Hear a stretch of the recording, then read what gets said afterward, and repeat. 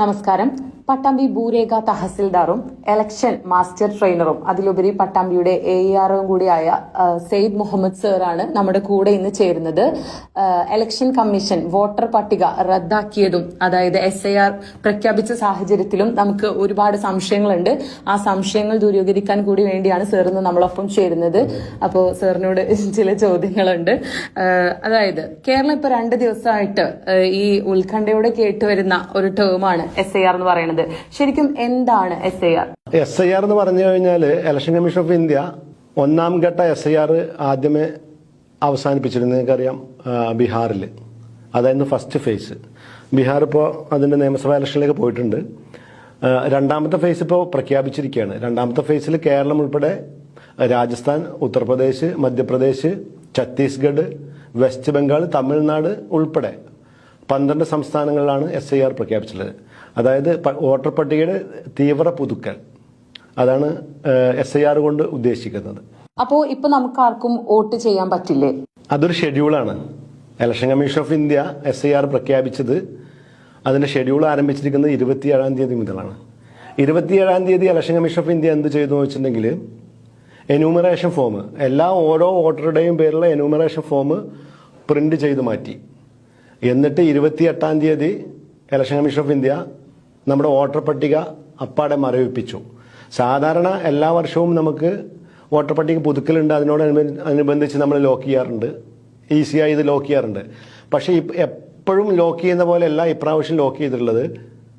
അത് മുഴുവനായിട്ടും ഇപ്പം നമുക്ക് 0 വോട്ടേഴ്സാണുള്ളത്. അതായത് നമുക്ക് ആർക്കും ഇപ്പോൾ വോട്ടില്ല. ഈ SIR തുടങ്ങുകയാണ്, നമുക്ക് ആർക്കും ഇപ്പോൾ വോട്ടില്ല. ഇത് ലോക്ക് ചെയ്തിരിക്കുകയാണ്. ഇനി ഈ ഷെഡ്യൂള് നടപ്പാക്കി ഇതിന്റെ അവസാനത്തിലേക്ക് വരുമ്പോഴാണ് അർഹതപ്പെട്ട എല്ലാ ആളുകളെയും വോട്ടർ പട്ടികയിൽ ഉൾപ്പെടുത്തുകയും അർഹതയില്ലാത്ത എല്ലാ ആളുകളെയും വോട്ടർ പട്ടികയിൽ നീക്കം ചെയ്യുകയും ചെയ്യുന്ന വളരെ പ്രത്യേകമായിട്ടുള്ള ഒരു പ്രോസസ്സ് തന്നെയാണ് SIR. ആർക്കാണ് ഇനി വോട്ട് ചേർക്കാൻ കഴിയുക? അതായത് വോട്ട് ചേർക്കാൻ 4 നിബന്ധനകളാണ് എല്ലാ കാലത്തും ഉള്ളത്. അതിനു മുമ്പ് ഞാനൊരു കാര്യം പറയാം. SIR എന്നുള്ളത് ആദ്യത്തെ ഒരു പ്രോസസ്സല്ല, ആദ്യത്തെ SIR അല്ല ഇന്ത്യ രാജ്യത്ത് നടപ്പാക്കുന്നത്. 1951 മുതൽ 2004 വരെയുള്ള പീരീഡിൽ 8 പ്രാവശ്യം SIR നടപ്പാക്കിയിട്ടുണ്ട്. 2004 ശേഷം 2025 വരെയുള്ള ഈ പീരീഡിൽ SIR ഉണ്ടായിരുന്നില്ല. കൊല്ലമുള്ള പുതുക്കൽ മാത്രമേ ഉണ്ടായിരുന്നുള്ളൂ. പക്ഷേ ഇപ്പോൾ SIR നടപ്പാക്കുന്നത് സമഗ്രമായ പുതുക്കലിന് വേണ്ടിയാണ്, തീവ്ര സമഗ്രമായ പുതുക്കലിന് വേണ്ടിയിട്ടാണ്. അപ്പോൾ അത് കഴിഞ്ഞ 21 വർഷത്തിന് ശേഷം ഇപ്പോൾ ഈ 2025 9ാമത് SIR ആണ് ഇന്ത്യ രാജ്യത്ത് ഇലക്ഷൻ കമ്മീഷൻ നടപ്പാക്കുന്നത്. ആർക്കാണ് ഇനി വോട്ടർ പട്ടികയിൽ പേര് ചേർക്കാൻ കഴിയുക എന്നുള്ളതാണ് ചോദ്യം. ഇനി എന്ന് പറഞ്ഞാൽ ഇതുവരെയും ചേർക്കാൻ അർഹതപ്പെട്ടവരെന്ന് പറഞ്ഞിട്ടുണ്ടെങ്കിൽ 4 കണ്ടീഷനാണുള്ളത്. 1, 18 വയസ്സ് പൂർത്തിയായിരിക്കണം. 2, ഇന്ത്യൻ പൗരനായിരിക്കണം. 3, ഒരു സ്ഥലത്തെ സ്ഥിരതാമസക്കാരനായിരിക്കണം. 4, ക്ഷമതയുള്ള ഒരു കോടതി ഡിസ്ക്വാളിഫിക്കേഷൻ ഒന്നും പ്രഖ്യാപിക്കാത്ത ഒരാളായിരിക്കണം. ഇങ്ങനെ 4 കണ്ടീഷനും സാറ്റിസ്ഫൈ ചെയ്യുന്ന എല്ലാ ഇന്ത്യൻ പൗരന്മാരെയും, 18 വയസ്സ് പൂർത്തിയായ എല്ലാ ഇന്ത്യൻ പൗരന്മാർക്കും വോട്ടർ പട്ടികയിൽ പേര് ചേർക്കാൻ അർഹതയുണ്ട്. അത് ചേർപ്പിക്കുക എന്നുള്ളതാണ് നമ്മുടെ ദൗത്യം. എന്താണ് ഇതിന്റെ ഒരു പ്രോസസ്, അല്ലെങ്കിൽ ആരാണ് ഇത് ചെയ്യുക? ഇത് ചെയ്യേണ്ടത് ഇലക്ഷൻ കമ്മീഷൻ ഓഫ് ഇന്ത്യയുടെ ഹൈറാർക്കി അനുസരിച്ച് വോട്ടർമാരുമായി മുഖാമുഖം സംവദിക്കുന്നത് BLOമാരാണ്, ബൂത്ത് ലെവൽ ഓഫീസർമാർ. ബൂത്ത് ലെവൽ ഓഫീസർമാർക്ക് മുകളിലായിട്ട് 8 10 ബൂത്തുകൾക്ക് ഒരു സൂപ്പർവൈസർ ഉണ്ട്. അത് സ്വാഭാവികമായിട്ടും റവന്യൂ ഡിപ്പാർട്ട്മെന്റിലെ ഒരു വില്ലേജ് ഓഫീസറോ അല്ലെങ്കിൽ ഒരു സ്പെഷ്യൽ വില്ലേജ് ഓഫീസറോ ഒക്കെ ആയിരിക്കും സൂപ്പർവൈസർ. ആ സൂപ്പർവൈസർക്ക് മേലെ താലൂക്ക് ആസ്ഥാനത്ത് ഒരു AER ഉണ്ടാവും. ജില്ലാ ആസ്ഥാനത്ത് ERO ഉണ്ട്. ERക്ക് മുകളിലായി ജില്ലാ ഇലക്ഷൻ ഓഫീസർ, അതായത് ഡിസ്ട്രിക്ട് ഇലക്ഷൻ ഓഫീസർ എന്ന് പറഞ്ഞാൽ നമ്മുടെ ജില്ലാ കളക്ടറാണ്, അവരുണ്ട്. പിന്നെ സംസ്ഥാനത്തേക്ക് പോയി കഴിഞ്ഞിട്ടുണ്ടെങ്കിൽ CEO ഉണ്ട്, ചീഫ് ഇലക്ടറൽ ഓഫീസർ. നമുക്ക് പൊതുവെ കൺഫ്യൂഷനുള്ളൊരു വിഷയം ഞാൻ പറയാം. നമുക്ക് 2 തരം വോട്ടർ പട്ടികകളുണ്ട്. ഇപ്പോൾ പഞ്ചായത്ത് ഇലക്ഷൻ അടുത്തിരിക്കുകയാണ്. അതിനുള്ള സ്ഥാനാർത്ഥി നിർണ്ണയമൊക്കെ ഏറെക്കുറെ ചൂടുപിടിച്ച ചർച്ചകൾ നടന്നുകൊണ്ടിരിക്കുകയാണ്. ഈ സമയത്ത് പട്ടിക റദ്ദാക്കി കഴിഞ്ഞാൽ പഞ്ചായത്ത് ഇലക്ഷൻ എങ്ങനെ നടക്കും എന്ന് പോലും ആശങ്കപ്പെടുന്ന ആളുകളുണ്ട്. സത്യത്തിൽ നമുക്ക് 2 തരം ഇലക്ഷൻ കമ്മീഷൻ ഉണ്ട്. ഒന്ന് സെൻട്രൽ ഇലക്ഷൻ കമ്മീഷൻ അഥവാ election commission of India. Election commission of ഇന്ത്യയാണ് പട്ടിക റദ്ദാക്കിയതും SIR പ്രഖ്യാപിച്ചതും.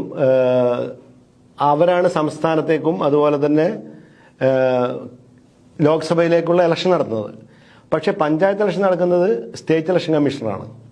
പഞ്ചായത്ത് ഇലക്ഷൻ നടത്തുന്ന സ്റ്റേറ്റ് ഇലക്ഷൻ കമ്മീഷന്റെ പട്ടിക പഞ്ചായത്ത് വോട്ടർ പട്ടിക. അതിന് യാതൊരുവിധ റദ്ദാക്കലോ ഒന്നും സംഭവിച്ചിട്ടില്ല. അതെല്ലാ പണിയും കഴിഞ്ഞ് അത് വോട്ടെടുപ്പിന് തയ്യാറായിട്ട് അതിന്റെ ഫൈനൽ പട്ടിക പ്രസിദ്ധീകരിച്ച് മുന്നോട്ട് പോയിക്കൊണ്ടിരിക്കുകയാണ്. അത് രണ്ട് തന്നെയാണ്. അപ്പോൾ ഇതിന്റെ പ്രോസസ്സിൽ, അതായത് SIRന്റെ പ്രോസസ്സിൽ നമ്മൾ ചെയ്യുക അതിന്റെ ജനങ്ങളുമായി നേരിട്ട് കാണുന്ന BLOനെ സഹായിക്കാനായിട്ട് രാഷ്ട്രീയ പാർട്ടി പ്രതിനിധികളായുള്ള ബൂത്ത് ലെവൽ ഏജന്റുമാർ, പിന്നെ ഈ ഒരു പ്രോസസ്സിലേക്ക് വോളണ്ടിയേഴ്സിനെ പോലും രാഷ്ട്രീയ പാർട്ടികളല്ല അല്ലാതെ നിഷ്പക്ഷ വോളണ്ടിയേഴ്സിനെയും ഉൾപ്പെടുത്തിക്കൊണ്ടുള്ള ഗ്രൗണ്ട് ലെവലിലുള്ള പ്രവർത്തനമുണ്ട്. അതിന് മുകളിൽ ഞാൻ പറഞ്ഞ പോലെ സൂപ്പർവൈസർ ഉണ്ട്, അതിന് മുകളിൽ ARO ERO district election officer, അതുപോലെ തന്നെ സംസ്ഥാന തലത്തിൽ CEO ചീഫ് ഇലക്ടറൽ ഓഫീസർ, പിന്നെ ഇന്ത്യ രാജ്യത്ത് ഇലക്ഷൻ കമ്മീഷൻ ഓഫ് ഇന്ത്യ. ഇതാണ് ഇതിൻ്റെ ഒരു ഹൈറാർക്കി. പ്രോസസ്സ് എന്താണെന്ന് ചോദിച്ചിട്ടുണ്ടെങ്കിൽ ഞാനാദ്യം ഇതിൻ്റെ ഒരു ഷെഡ്യൂളിനെ കുറിച്ച് പറയാം. ഇപ്പോൾ 27-ന് നമ്മുടെ എന്യൂമറേഷൻ ഫോം പ്രിന്റ് എടുത്തു, 28-ന് നമ്മുടെ പട്ടിക ലോക്ക് ചെയ്തു, സൈറ്റ് ലോക്ക് ചെയ്തു. ഇപ്പം നമ്മളെല്ലാവരും വോട്ടർമാരല്ലാതായി മാറി. ഡയറക്റ്റ് മനസ്സിലാവുന്ന സ്ഥിതിയിൽ പറയുകയാണെങ്കിൽ ഇനി നവംബർ 4 മുതൽ ഡിസംബർ 4 വരെ BLOമാർ വീടുകളിൽ പോയിട്ട് ഈ എന്യൂമറേഷൻ ഫോം എല്ലാ വോട്ടർമാർക്കും വിതരണം ചെയ്യും. വിതരണം ചെയ്യുക മാത്രമല്ല, വിതരണം ചെയ്തത് തിരിച്ചു മേടിക്കുകയും അത് ഡിസംബർ 4-ന് മുമ്പ് EROക്ക് സമർപ്പിക്കുകയും വേണം. ERO സമാന്തരമായിട്ട് തന്നെ ഇത് സൈറ്റിൽ അപ്ലോഡ് ചെയ്യുകയും അതിനുശേഷം ഡിസംബർ 9-ന് ആദ്യത്തെ കരട് പട്ടിക പ്രസിദ്ധീകരിക്കുകയും ചെയ്യും. അപ്പോൾ ആദ്യം പട്ടിക പ്രസിദ്ധീകരിക്കും. ഈ പട്ടിക പ്രസിദ്ധീകരിക്കുമ്പോൾ സ്വാഭാവികമായും ഇതിൽ നിന്ന് വിട്ടുപോയ ആളുകളിൽ അങ്കലാപ്പുണ്ടാവുകയും ഇതിൽ വരാത്ത ആളുകൾ പിന്നെ ആക്ഷേപം ഉന്നയിക്കുകയും ചെയ്യും. അതിന് സമയമുണ്ട്. അതാണ് ആ സമയം. അതായത് ഡിസംബർ 9 മുതൽ ജനുവരി 8 വരെയുള്ള സമയം ആക്ഷേപങ്ങൾ നൽകാനുള്ള, ക്ലെയിംസ് ചെയ്യാനുള്ള സമയമാണ്. അത് കഴിഞ്ഞ് ജനുവരി 9 മുതൽ ജനുവരി 31 വരെ ഇതേപോലെ ആക്ഷേപം ഉന്നയിച്ച ആളിൽ നിന്ന് നമ്മൾ എന്ത് ചെയ്യും? നമ്മൾ അവർക്ക് ഹിയറിംഗ് കൊടുത്തിട്ട് അവരെ ഹിയറിങ്ങിന് വിളിക്കും, നോട്ടീസ് കൊടുത്ത് ഹിയറിങ്ങിന് വിളിക്കുകയും അപ്പോൾ മാത്രമേ അവരുടെ രേഖകൾ പരിശോധിക്കുകയും ചെയ്യും. അത് പൂർത്തിയായതിനു ശേഷം, അത് സബ്മിറ്റ് ചെയ്തതിനു ശേഷം വീണ്ടും ഫൈനൽ പട്ടിക പ്രസിദ്ധീകരിക്കും. ഫൈനൽ പട്ടിക പ്രസിദ്ധീകരിക്കുന്നത് ഫെബ്രുവരി 8-നായിരിക്കും. ഇതോടെ നമ്മുടെ പട്ടികയുടെ പ്രോസസ് പൂർത്തിയായി. ഇങ്ങനെയാണ് ഈ ഒരു പ്രോസസ് ചെയ്യാൻ പോകുന്നത്. അപ്പോൾ ഹോസ്റ്റലിൽ പോയ ഒരു വിദ്യാർത്ഥിക്ക്, അല്ലെങ്കിൽ നാട്ടിലില്ലാത്ത ഗൾഫിൽ പോയവർക്ക്, അല്ലെങ്കിൽ ദീർഘകാലമായി ഹോസ്പിറ്റലിലൊക്കെ ഉള്ളവര്, അവരൊക്കെ എങ്ങനെയാണ് ഇങ്ങനെ വോട്ട് ചേർക്കുക? അതെ, ഇത് ജനങ്ങളുടെ വലിയൊരു ആശങ്കയാണിപ്പോൾ. അപ്പോൾ ആക്ച്വലി ഇത് മാനുവലായിട്ട് ഫോം BLO വീടുകൾ കൊടുക്കുന്നത് അതിന് പുറമെ അതിലധികം നമ്മൾ പ്രോത്സാഹിപ്പിക്കുന്ന മറ്റൊരു കാര്യമാണ് ഓൺലൈനായിട്ടുള്ള ആപ്ലിക്കേഷൻ. അതിന് ഓൺലൈൻ ആപ്ലിക്കേഷൻ സൈറ്റുകളുണ്ട്. ആ സൈറ്റിലൂടെ പുറത്തിരിക്കുന്നവർക്കും ഹോസ്റ്റലിരിക്കുന്നവർക്കും ഹോസ്പിറ്റലൈസ് ചെയ്തവർക്കും വിദേശത്തിരിക്കുന്നവർക്കും 2025 വോട്ടർ പട്ടികയിൽ പേരുള്ള ആർക്കും സ്വന്തമായിട്ട് തന്നെ അപേക്ഷ സമർപ്പിക്കാവുന്നതും ആ അപേക്ഷ EROക്ക് നേരിട്ട് വരുന്നതും അത് പട്ടികയിലേക്ക് ഉൾപ്പെടുന്നതുമാണ്. ഇനി ഇവിടെ ഇതുമായി ബന്ധപ്പെട്ടിട്ട് വേണ്ടത്ര പരിചയമില്ലാത്ത ആളുകളുടെ ആശങ്കയുണ്ട്. ബോധപൂർവം ആളുകൾ സൃഷ്ടിക്കുന്ന ഒരു കുപ്രചരണങ്ങളുമുണ്ട്. പൊതുവെ നമ്മുടെ ആളുകളുടെ ഒരു സ്വഭാവമാണല്ലോ, ഒരു സംഭവം കിട്ടുമ്പോൾ അതിനെ കൂടുതൽ നിഗൂഢവൽക്കരിക്കുക എന്നുള്ളൊരു സ്വഭാവമുണ്ട് ജനങ്ങളുടെ ഇടയിൽ. അപ്പോൾ കൂടുതൽ സെൻസേഷന് വേണ്ടിയിട്ട് ഈ ഒരു സാഹചര്യത്തിൽ പറഞ്ഞു കേൾക്കുന്നത് എല്ലാ ആളുകളും അവരുടെ ID കാർഡ് സബ്മിറ്റ് ചെയ്യണം. ID കാർഡ് ഇല്ലാത്ത ആളുകൾ പുറത്തു പോകും, ഒരിക്കൽ പുറത്തു പോയി കഴിഞ്ഞാൽ പിന്നെ ഉള്ളിൽ കയറാൻ കഴിയില്ല എന്നൊക്കെ പറഞ്ഞുള്ള ഒരുപാട് കുപ്രചരണങ്ങൾ നടക്കുന്നുണ്ട്. ആക്ച്വലി എല്ലാ ആളുകളും കാർഡ് സബ്മിറ്റ് ചെയ്യേണ്ട ആവശ്യമില്ല. BLO വന്ന് ഫോം കൊടുക്കുമ്പോൾ BLO തന്നെ 2 or 3 പ്രാവശ്യം വന്നിട്ട് ആ പ്രക്രിയ പൂർത്തീകരിക്കുമ്പോൾ സഹായത്തിനായി വോളണ്ടിയേഴ്സ് ഉണ്ട്, സഹായത്തിനായി BLAമാരുണ്ട്, BLO ആളുകൾക്ക് വേണ്ടിയിട്ട് എന്താണ് ചെയ്യേണ്ടതെന്ന് വെച്ചിട്ടുണ്ടെങ്കിൽ ഈ പ്രീ പ്രിന്റഡ് ഫോമിൽ 2025 പട്ടികയിലെ വിവരങ്ങളുണ്ട്. അതിന് പുറമെ അതിൻ്റെ അടുത്ത കള്ളികളിലായിട്ട് വരുന്നത് 2002 പട്ടികയുടെ വിവരങ്ങൾ എടുത്തിട്ട് അത് ചേർക്കുക എന്നുള്ളതാണ്. അതായത് ഇപ്പോൾ ഒരു വോട്ടർ 42 വയസ്സ് കഴിഞ്ഞ ഒരു വോട്ടറാണെന്ന് വിചാരിക്കുക. അയാൾ സ്വാഭാവികമായിട്ടും 2002 സമയത്ത് 18 വയസ്സ് പൂർത്തിയായി കഴിഞ്ഞിരിക്കും. ആ സമയത്ത് അയാൾക്ക് 2002 വോട്ടർ പട്ടികയിൽ പേരുണ്ടെങ്കിൽ ആ ഡീറ്റെയിൽസ് കൂടി ഇതിൽ ചേർത്ത് എഴുതണം. അങ്ങനെ ചേർത്ത് എഴുതി സബ്മിറ്റ് ചെയ്ത് കഴിഞ്ഞാൽ ആ പ്രോസസ്സ് കഴിഞ്ഞു. അപ്പോൾ ചോദ്യം 25 30 വയസ്സുള്ള ആളുകൾ എങ്ങനെ 2002 പട്ടികയിൽ ഉൾപ്പെടുക എന്നുള്ളതാണ്. അതിനുള്ള പോംവഴിയാണ് അയാൾ ഉൾപ്പെട്ടില്ലെങ്കിലും കുഴപ്പമില്ല, അവരുടെ പേരൻസ് ഉൾപ്പെട്ടാൽ മതി. എൻ്റെ അച്ഛനോ എൻ്റെ അമ്മയോ 2002 പട്ടികയിലുണ്ടെങ്കിൽ ആ ഡീറ്റെയിൽസ് എടുത്ത് ബന്ധുവിൻ്റെ കോളത്തിൽ എഴുതി കൊടുത്താൽ മതി. അപ്പോഴും പ്രശ്നം തീരുന്നില്ല. അപ്പോൾ 2002 പട്ടികയുടെ സമയത്ത് എൻ്റെ പിതാവ് ഗൾഫിൽ ജോലി ചെയ്യാന്ന് വിചാരിക്കുക, അയാൾ പട്ടികയിലില്ല. അയാൾ പിന്നെ 2010 2015 വന്നിട്ടാണ് വോട്ടർ പട്ടികയിൽ ചേർന്നുള്ളത്. അപ്പം ഞാനും ഇല്ല. അപ്പം ഞാൻ വീണ്ടും ഈ രേഖ സമർപ്പിക്കേണ്ടി വരില്ല എന്ന് വേണ്ട. എൻ്റെ പിതാവിൻ്റെ പിതാവ് 2002 പട്ടികയിലുണ്ടായാലും മതി. അതും ബന്ധുവിൻ്റെ കോളത്തിൽ എഴുതി കഴിഞ്ഞാൽ സ്വീകരിക്കപ്പെടുന്നതാണ്. ഇങ്ങനെ ഒന്നുമില്ലാത്ത കേസുകളുണ്ടാവും. ഇങ്ങനെ ഒന്നുമില്ലാത്ത കേസുകളാണ് ക്ലെയിം ചെയ്യേണ്ടതും. ക്ലെയിം ചെയ്യുമ്പോൾ താലൂക്ക് ഓഫീസിൽ EROയുടെ മുമ്പാകെ വന്നിട്ട് ഈ 12 രേഖകളിൽ ഏതെങ്കിലും ഒന്ന് സമർപ്പിച്ച് അവരുടെ പേരുകൾ പട്ടികയിലുണ്ടെന്ന് ഉറപ്പുവരുത്തേണ്ടതും. ഇങ്ങനെയാണ് അതിന്റെ പ്രോസസ്സ്. ഓക്കെ, അപ്പോൾ ഈ ഘട്ടത്തിൽ പുറത്തു പോയി കഴിഞ്ഞാൽ പിന്നീട് പട്ടികയിൽ കയറാൻ കഴിയില്ലേ? പുറത്തു പോയി കഴിഞ്ഞാൽ പട്ടികയിൽ കയറാൻ കഴിയാത്ത അവസ്ഥയില്ല. പക്ഷേ ഓരോ പ്രാവശ്യവും നീട്ടിവെക്കും തോറും ഇത് കുറച്ച് കോംപ്ലിക്കേഷനിലേക്ക് പോകും. അതായത് ഏറ്റവും ഈസി പ്രോസസ്സ് BLO വരുമ്പോൾ ആ ഫോം സ്വീകരിച്ചുകൊണ്ട് അതിന് വേണ്ട കാര്യങ്ങൾ ചെയ്തിട്ട് അത് അവസാനിപ്പിക്കുക എന്നുള്ളതാണ്.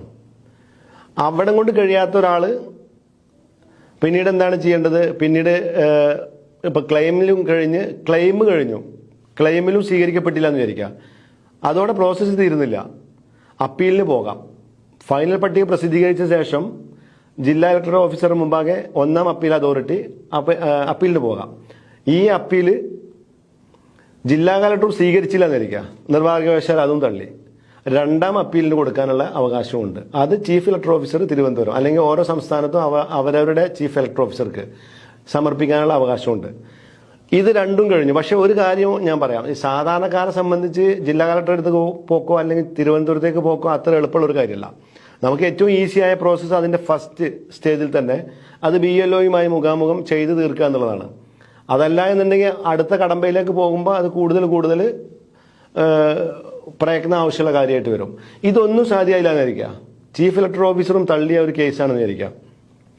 അതോടെ പക്ഷെ നമ്മൾ പട്ടികയിൽ നിന്ന് പുറത്തു പോകുന്നില്ല. കാരണം നമ്മൾ എലിജിബിൾ ആണെങ്കിൽ, ഞാൻ നേരത്തെ പറഞ്ഞ 4 വിഭാഗത്തിൽപ്പെട്ട ഏതെങ്കിലും ക്വാളിഫിക്കേഷൻ സാറ്റിസ്ഫൈ ചെയ്യുന്ന ഒരാളാണെങ്കിൽ നമ്മൾ സാധാരണഗതിയിൽ അസംബ്ലി ഇലക്ഷൻ വരാൻ പോവുകയാണല്ലോ ഏപ്രിൽ മാസത്തിൽ 2026 ഇലക്ഷൻ പ്രഖ്യാപിച്ചു കഴിഞ്ഞാൽ ഇലക്ഷൻ കമ്മീഷൻ വോട്ടർ പട്ടികയിൽ പേര് ചേർക്കാനുള്ള വീണ്ടും ഒരു അവസരം തരും. ആ അവസരം അവസാനിക്കുന്നത് നോമിനേഷൻ കൊടുക്കേണ്ട 7 ദിവസത്തിന് മുമ്പ് മാത്രമാണ്.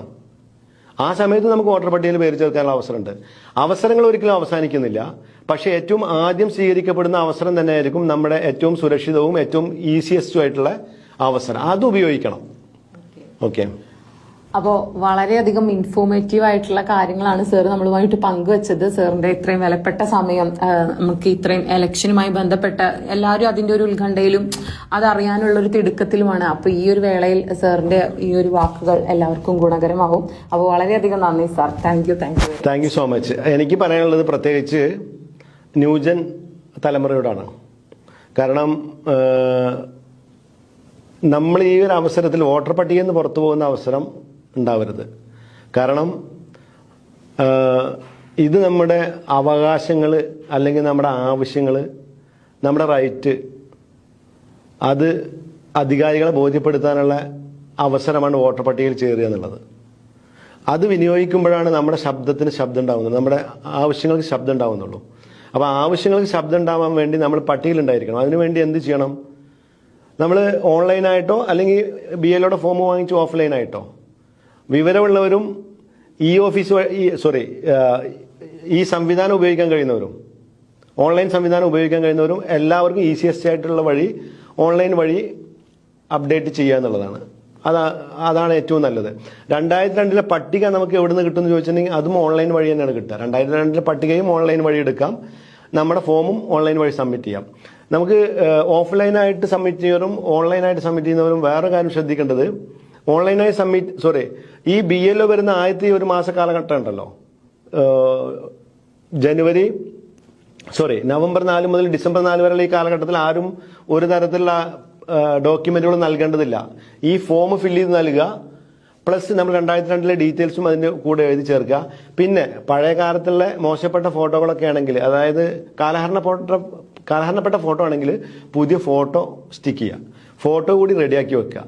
ഇത്രയും കാര്യങ്ങളാണ് നമ്മൾ ആദ്യം ചെയ്യാനുള്ളത്. ഇത് ഒരിക്കലും നമ്മൾ ഉത്കണ്ഠപ്പെടേണ്ട ഒരു കാര്യമേ ഇതിലില്ല. ഇതൊരു വലിയ വെല്ലുവിളിയല്ല. പക്ഷേ ജാഗ്രതയോടെ നമ്മുടെ അവകാശങ്ങൾ സംരക്ഷിക്കുക എന്നുള്ള നിലയിൽ നമ്മൾ അതിൻ്റെ കാര്യങ്ങളുമായി സഹകരിച്ച് നമ്മുടെ പട്ടികയിൽ നമ്മുടെ പേരും നമ്മുടെ വീട്ടുകാരുടെ പേരും നമ്മുടെ അയൽവാസികളുടെയും നാട്ടുകാരുടെയും പേരും ഉണ്ട് എന്ന് ഉറപ്പുവരുത്തൽ ജനാധിപത്യ ബോധമുള്ള ഓരോ പൗരന്റെയും കടമയാണ്. അത് ഉപയോഗപ്പെടുത്തുക. Thank you so much. Thank U.